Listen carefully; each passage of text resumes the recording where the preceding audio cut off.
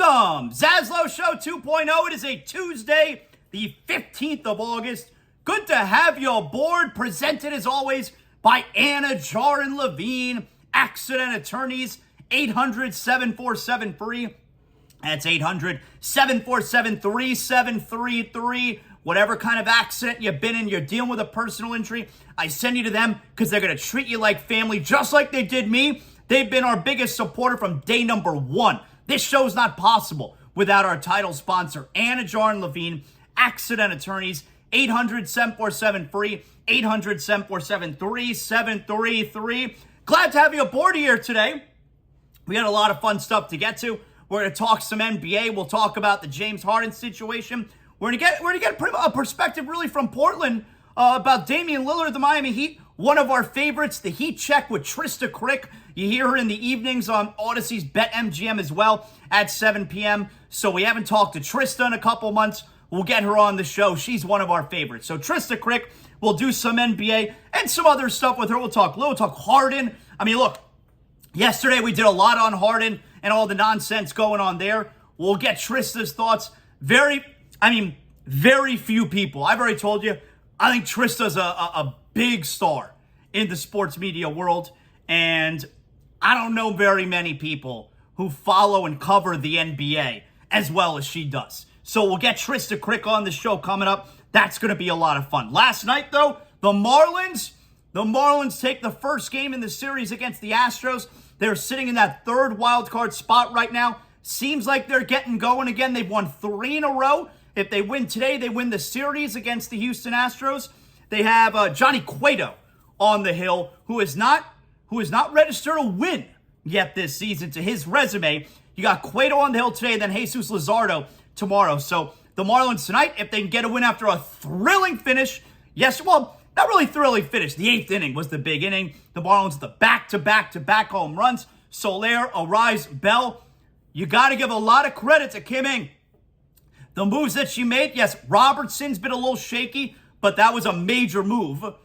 Bell, Berger have been, just A-plus acquisitions so far. Excellent job out of Kim Ng. And speaking of Kim Ng, so yesterday, right, you got this story in the Miami Herald. Barry Jackson, he's sports buzzing, and he got a hold of Jeffrey Loria, 82 years old now, the former Marlins owner, Jeffrey Loria. So Jeffrey Loria had a thing to say about a thing or two, and specifically about Derek Jeter. So that got some headlines there yesterday. Speaking of which, I want to make sure everybody knows, our girl Amber Wilson, she is hosting, along with her show, Joe and Amber, every night, 7 p.m. on ESPN Radio. Oh, I'm colleagues with both Joe and Amber. I don't know if you knew that. They're my co-workers.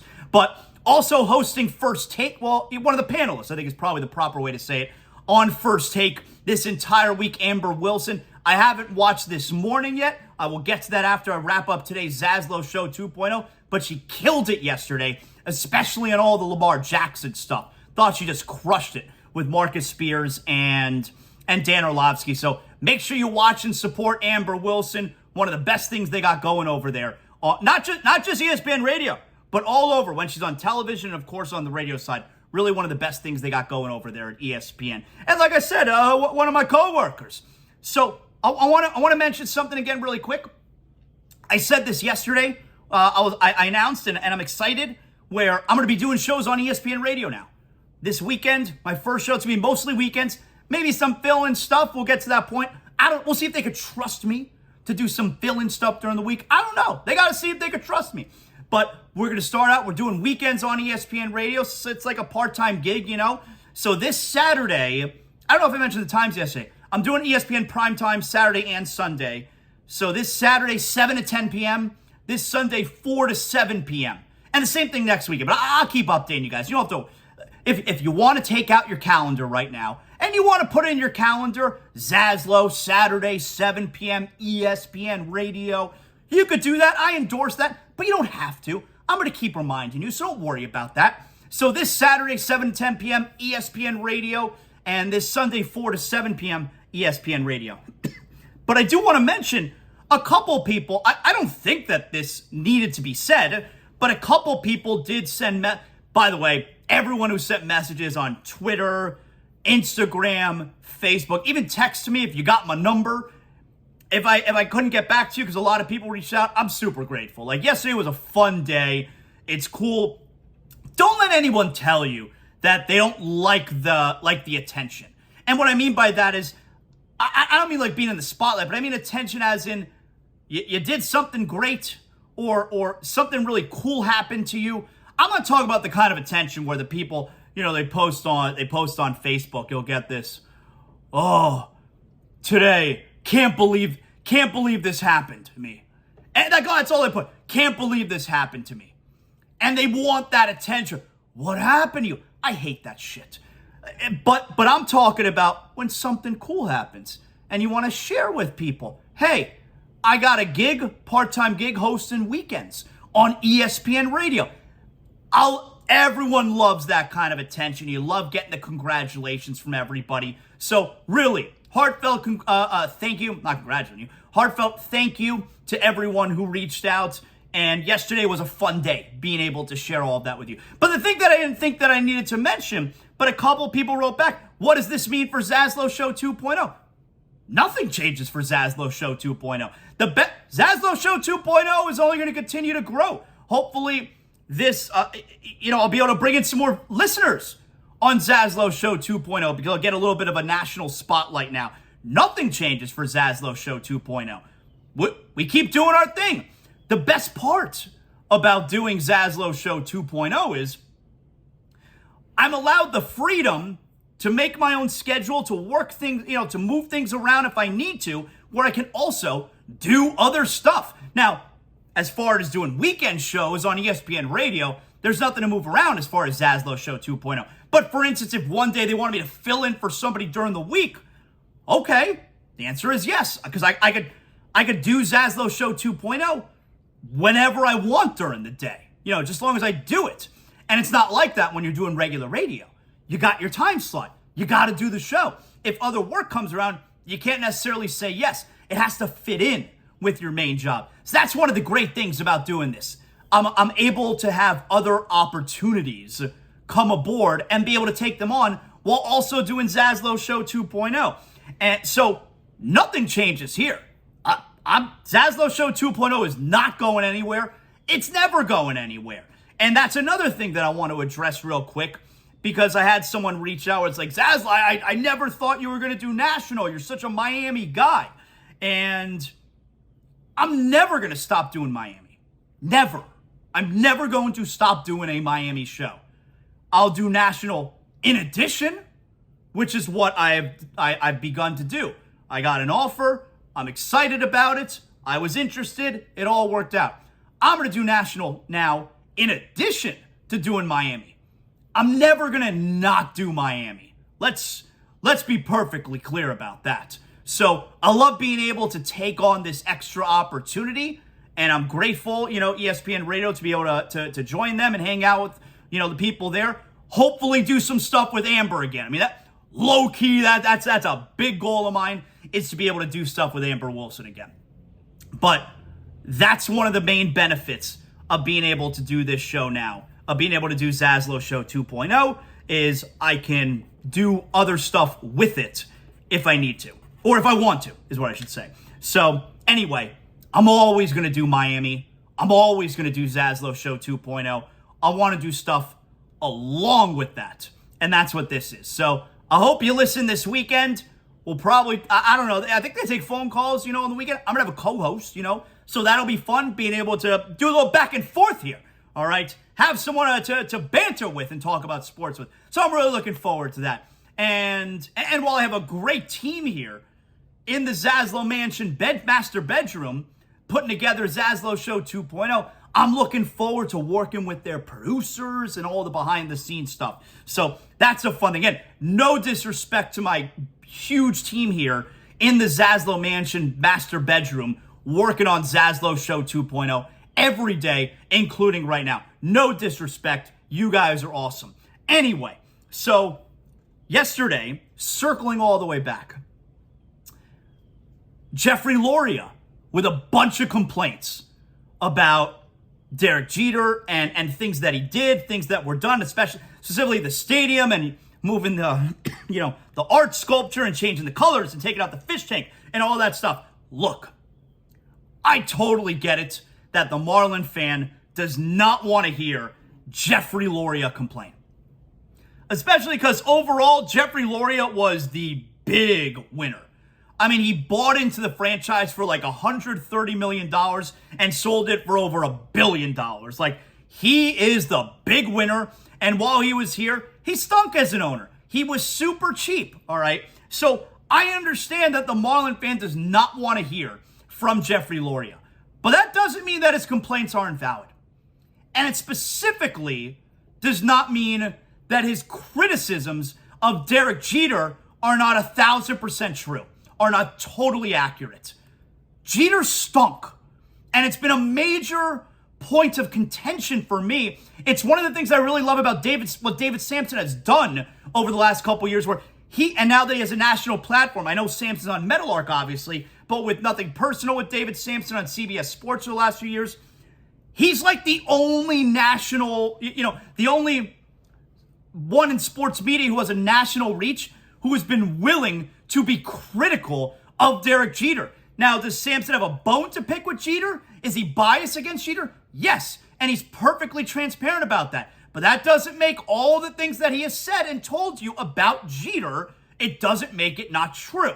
And the same thing with Loria, his complaints about Jeter, it doesn't make it not true. Now, as far as the sculpture being removed from the outfield, I liked the sculpture.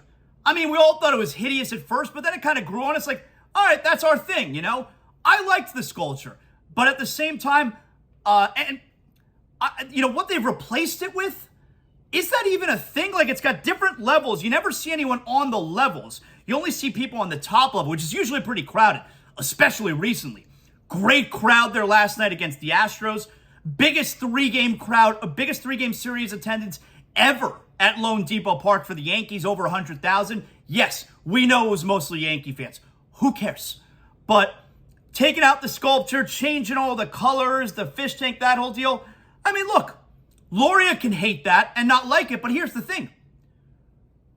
Bruce Sherman now owns the team. And yes, it was Jeter's decision to remove all that stuff, but all those things that you liked, Jeffrey Loria, and all the things that you added and made in that stadium, that's fine when you're the owner. But when you're not the owner anymore, those things are going to be changed. So it's kind of a weird complaint for Jeffrey Loria to have. This was cool when you were the owner. The new owner, be it Jeter or Bruce Sherman, whoever, the new owner, they don't like all the colors. So they're changing it. And obviously, Jeffrey Loria comes from the perspective of an art dealer where it's like, this is beautiful art. What are you doing? Not everyone has that eye for art. Me, I have no eye for art. It looks like a bunch of chicken scratch to me. But Jeffrey Loria feels differently about that kind of art than most everybody does. And when you're not the owner anymore, the new owner is going to change some things. So that's whatever. But the Jeters, I like that Jeffrey Loria has come out and been critical about a bunch of stuff, including Derek Jeter, because no one in the national media seems to want to talk about what a massive phony failure Derek Jeter was. It's such a frustration of mine that just because Derek Jeter was a shortstop, somehow he's going to be a great executive. I mean, the hubris on Derek Jeter that all he had to be was a great shortstop for the New York Yankees, and he was going to be a great businessman, CEO, and general manager, essentially, for the Miami Marlins. He sucked. He sucked. He was terrible. So I hope Jeffrey Loria's comments yesterday get some play nationally, so maybe somebody can step up and grow a pair and talk about Jeter being an awful, phony failure in his time with the Miami Marlins. Nobody seems to want to do it. It's so frustrating. And it's not just about Jeter being terrible from a baseball perspective. You look at the international money he spent. I mean, all the money he spent on Victor Mesa. Dude sucks. All the international money he spent, you get nothing. You look at the trades he made, Stanton, Yelich, Realmuto, got nothing for those guys. Nothing for them. I always love coming back to the best trade that Jeter made, acquired Jazz Chisholm. And the best trade he made acquiring Jazz Chisholm meant that he traded out Cy Young candidate Zach Gallen. I mean, Jeter's best trade, and we all like Jazz Chisholm. They acquired a good player. His best trade meant getting rid of Zach Gallen. That's a terrible best trade. You want your best trade to be trading for Jazz Chisholm, and you gave up nothing. His best trade was trading for Jazz Chisholm and giving up a Cy Young candidate in the process in Zach Gallen. He sucked. And it's not a coincidence, by the way, that Kim Ng, who has totally redeemed herself this year, Kim Ng finally has full control of personnel moves with the Marlins. When Jeter's here, the team sucks. And now when he's finally gone, Kim Ng gets to do her thing without having Jeter have the final say. And guess what? This Marlin team is the best they've been in 20 years. You think that's a coincidence? Kim Ng's got control now. Jeter's gone. Just because you played shortstop for the Yankees doesn't mean you know how to run a team. And on top of it, he was so convinced he's going to be able to bring in more money. He was frustrated with the payroll, right? His job was to raise capital. His job was to raise money, to make money, and then the payroll is going to rise. He failed. He couldn't bring in the capital. He couldn't get the great TV deal. And as a result, now if you want to be critical of Bruce Sherman about that, that's a different argument. But the agreement was Jeter's going to bring in more money. That's going to raise the payroll. He never brought in the money. Guess what? The payroll didn't rise. And Jeter didn't like that. You stunk. The payroll didn't rise because you didn't come through and do your job. He was awful, Derek Jeter. So I liked the Loria comments yesterday, even though it's hard to take Loria's side. I mean, we didn't like him as an owner. So it's hard to be on his side.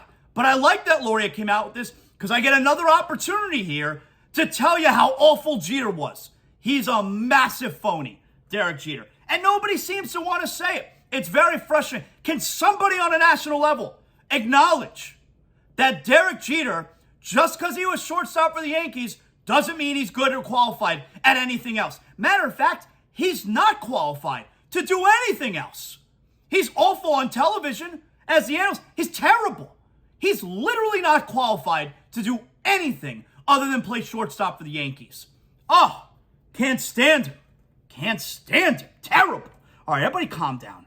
Everybody calm down. Whew. Getting all worked up here on a Tuesday morning.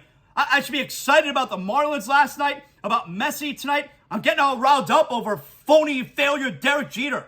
Terrible. All right, everybody calm down. You know what make me feel better? Helping you guys out. And that means if you're dealing with some type of water damage in your home, you got to make sure you call Water Cleanup of Florida. That's right. Water Cleanup of Florida, WCUFL.com. If you notice some type of leak in your home, you got to make sure you take care of that immediately before it gets out of control. Water Cleanup of Florida, 954-900-8635. Call or text any time of day. Because if you notice you have a leak in your home in the middle of the night, it needs to be dealt with right then. 954-900-8635. Water Cleanup of Florida is fully licensed, insured, and certified to provide that one-stop shopping all of us busy business owners or homeowners require. You don't need to bring in other contractors because Water Cleanup of Florida handles the entire project from start to finish. They cover the entire Tri-County area, Miami-Dade, Broward, Palm Beach County. You can follow them on Facebook. You follow them on Instagram. Check out almost 100 5-star reviews on Google. Water Cleanup of Florida, 954-900-8635. Water Cleanup of Florida, we clean up your schmutz. All right, so it's Tuesday. You guys understand that, right? What do we do on Tuesdays? Well, I'm glad you asked here because we brought this back a few weeks ago. And on Tuesdays, that means we got another edition of Twitter Jam. All right, let's do it. So today's edition of Twitter Jam deals with the big story in the NBA right now. And that, of course, is James Harden, who is taking a blowtorch to the Philadelphia 76ers. He says Daryl Morey is a liar. He will never play for Morey again. I don't think he won't play for the Sixers again. He will never play for Morey again. So, let's get to it here. Twitter Jam today is on James Harden. First up here, this tweet is from Justin Termini at Termini Radio, Sirius XM NBA Radio in the afternoons. You know we're a big fan of Termini. Termini writes here, maybe Daryl Morey is a liar. Maybe he isn't. But one thing is clear, when things aren't going his way on both a team or a big game, James Harden is a quitter. Yeah, you can't disagree. All right, this tweet here, Adrian, this is from Legion Hoops, and they're quote tweeting here, Adrian Wojnarowski, where Woj apparently said, this is certainly a situation for Philadelphia that they don't want to domino into Joel Embiid's future. That clock is always ticking on what it means for your best player, and that clock is ticking now for the Sixers and Joel Embiid. All right, and then how about this? So this tweet here is from someone called Sean Barnard. He's a staff writer for the Sixers at Philadelphia SN. All right, and Sean tweets out with a picture of Joel Embiid's bio on Twitter. All right, and it says here, normally, I think this isn't worth paying attention to at all, but Joel Embiid is too online and calculated that I think it is worth mentioning. Embiid has removed processing and the location Philadelphia from his Twitter bio. So Embiid is doing the super passive-aggressive move, which I hate for the fans. I don't want to try and feel bad for Philadelphia fans. I mean, they're dog shit. But you hate that for the fans when the player, the millionaire player, when he's going to mess around with them, is he going to play for us anymore? Is he going to demand a trade? He doesn't want to play for someone. What does it mean? And now Joel Embiid has removed all that stuff from his bio. Sucks. All right. Pablo Torre, Meadowlark Media. We're big fans of Pablo. He says here, James Harden campaigning against Morey in China, where Daryl is NBA enemy number 1 for tweeting free Hong Kong, is why James is easily the greatest trade demander of all time. A verbal, geopolitical fat suit. That's funny. Here is Pablo Torre. Here he is on the Levitard show yesterday. Dan wasn't in. Stu Gotts was hosting. Here is, I think Mike Ryan was sitting in the main seat. Here is Pablo Torre on the Levitard show yesterday. Pablo, at what point do we stop caring about James Harden? Because I think I'm there, and here's the reason, okay? Harden's had every opportunity to win. Lillard has not, okay? Lillard's been there for a long time. The best teammate he ever had was C.J. McCollum, who's a good player, not a great player. Harden had Chris Paul in Houston. Then he went to the Nets. He wanted out of Brooklyn. Then he went to Philadelphia. He plays with Joel Embiid. He can't win there. And so now he wants out of Philadelphia. I am tired. I am done with James Harden. James Harden lost Daryl Morey, and that is all you need to know. Like, Daryl Morey is the number 1 James Harden apologist of all time. I have sat in an office with Daryl watching James Harden highlights as he sort of giggles to himself and chugs Diet Mountain Dew, talking about how this guy should be the MVP. Look at me, and not Steph Curry. In 2015, talking about how this guy is not trying to trick refs. He's actually one of the most clever players in NBA history, one of the greatest offensive players in NBA history. Daryl wrote that letter to the Houston Chronicle, full-page ad, saying, James Harden changed my life. But at this point, Stu, James Harden is not the player that he wants to empower because he's not good enough anymore. So there you got Pablo yesterday on the Levitard show. Excellent job out of those guys. Let's continue on here with Twitter Jam. This is a tweet from the Dan Levitard show, where you get a quote here from Pablo. And he says here, James Harden lost Daryl Morey, and that is all you need to know. Daryl Morey is the number 1 James Harden apologist of all time.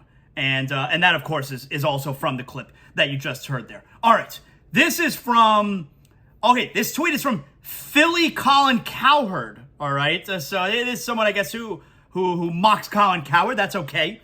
And he wrote here, Scott Van Pelt returns, and he definitely did not hold back on the James Harden situation. And here is the clip attached. This is from SportsCenter with Scott Van Pelt last night. What are we to do here? On the one hand, this is a former MVP who is still talented, but Harden looks in the mirror, and he still sees a superstar who should get whatever he wants. And in the NBA, superstars generally do. He has, twice. When Harden decided he was done in Houston, well, he pouted and he got his way. Then he decided he was done in Brooklyn, same deal. The now nearly 34-year-old, for a third time, wants to go elsewhere, which requires someone to want him enough to give what Philly deems to be enough. Now, when he does what he does in games 1 and 4 of the series they had in the playoffs in Boston last year, where he combined to score 87 points, well, that price would justifiably be high. But Harden was also responsible for the 22 points on 7 for 27 shooting and 1 of 11 from 3 in the Game 6 and Game 7 losses, which are his to own as well.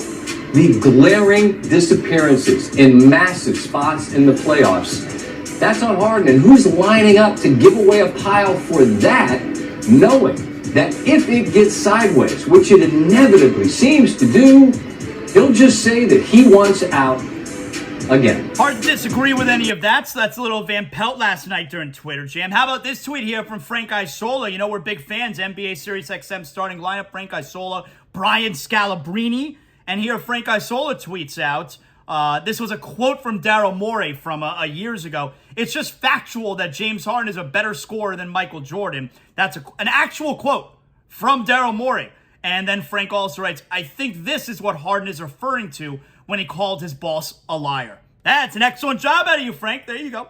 This tweet here is from NBA Central, the Dunk Central account, their great aggregating NBA account. Daryl Morey is, quote, unmoved by James Harden's comments and still plans to keep him. How about that? This tweet here is from 97.5 The Fanatic in Philadelphia. They tweet out, and this is a quote from the great radio host John Kincaid. I enjoyed the time when prominent men didn't need to run to their social media accounts like a high school teenager after a breakup when they had something to say. Yeah, that's reference to Joel Embiid taking out Philadelphia, taking out Sixers, taking out processing. Yeah, he's right. It sucks for the fans too when they do that. It's super childish. And finally, this here is from Jack Connell. He apparently produces the Ross Tucker podcast. And he has a tweet here from Woj. Actually, he's also attached a clip here from Wojnarowski yesterday on the NBA Today. Listen, I think ultimately the leverage for James Harden is to create an environment that Joel Embiid doesn't want to be a part of. That's, I think, his ability here to get what he wants, a trade, is to simply, whether it's by showing up and this team not doing well, if it's creating such an uncomfortable situation that Joel Embiid becomes even more frustrated with the state of affairs in Philadelphia. The clock is always running on an organization with a player of Joel Embiid's stature, of any star in the league, of them asking for a trade, of them not wanting to be a part of it anymore. And certainly James Harden was a huge investment for this organization. Very, very messy situation there with James Harden. And that right there is today's edition, or I should say this week's edition of Twitter Jam. All right, here we go. All right, before we get to Trista here, we'll continue on with James Harden stuff. We want to talk about Damian Lillard. She's excellent. I got to tell you guys, you know, one of the things that makes it so great that I'm back home, you know, I was in Tennessee last week, had a great time, but the sleep wasn't the same. I wasn't as comfortable. You know what was missing? Sheets and Giggles. You should be getting the best sleep of your life. I mean, why not? Why not have the best sleep possible? Well, if you don't have Sheets and Giggles bed sheets, you're depriving yourself of the best sleep out there possible. And my man Colin, the founder and CEO of Sheets and Giggles, he did it. He's making naturally softer, cooler, more breathable sheets, super environmentally friendly. And when you go to sheetsgiggles.com, you can use promo code ZASLOW at checkout. You'll get 20% off your first order. But when you go to sheetsgiggles.com, you're then going to become one of well over 100,000 Americans who are sleeping on Sheets and Giggles and never turning back. How about one less thing for you to worry about? Not only getting great prices on your bed sheets, you're getting the most comfortable bed sheets, and you don't have to worry about where you're going to shop to get these sheets. You go to sheetsgiggles.com. You pick out everything you're looking for, boom, gets shipped to you right away. It's got the fun packaging. My man Colin writes out jokes in the packaging. Who doesn't like a good joke? Sheetsgiggles.com. We're talking eucalyptus pillows, pillowcases, the comforter, the sheets, a eucalyptus mattress. I don't have the mattress. Get the mattress. Tell me if you like it. I love my eucalyptus pillow, though. Sheetsgiggles.com.